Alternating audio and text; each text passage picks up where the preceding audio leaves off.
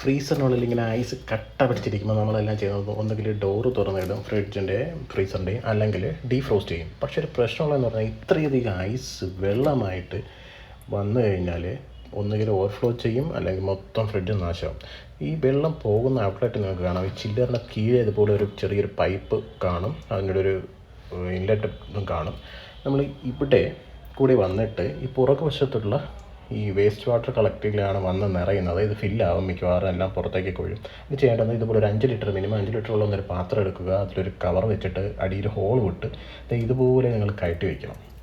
എന്നിട്ട് cover inlet outlet പൈപ്പിലോട്ട് ചേർത്ത് വയ്ക്കുക. ചില്ലറയിൽ നിന്നുള്ള പൈപ്പ് കൃത്യമായിട്ട് ആ കവറിനുള്ളിലോട്ട് തന്നെ ഇറങ്ങിയിരിക്കണം. എന്നിട്ട് നിങ്ങൾക്ക് ഡീഫ്രോസ്റ്റ് ചെയ്യുകയോ ഫ്രിഡ്ജ് തുറന്നിടുകയോ ചെയ്യാം.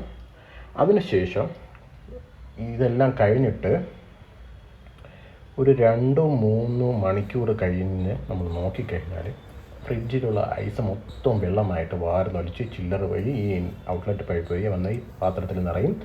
ഇതിപ്പോൾ ഏകദേശം ഫുള്ളായിട്ടുണ്ട്. നമുക്കത് വളരെ കെയർഫുള്ളായിട്ട് എടുത്ത് പുറത്തേക്ക് കളയാം. ബാക്ക് സൈഡിൽ ഫില്ലാവുകയില്ല, തറയിലും വെള്ളം ഒലിച്ചിറങ്ങത്തില്ല, ഫ്രിഡ്ജ് നല്ല ക്ലീൻ ആയിട്ടിരിക്കും.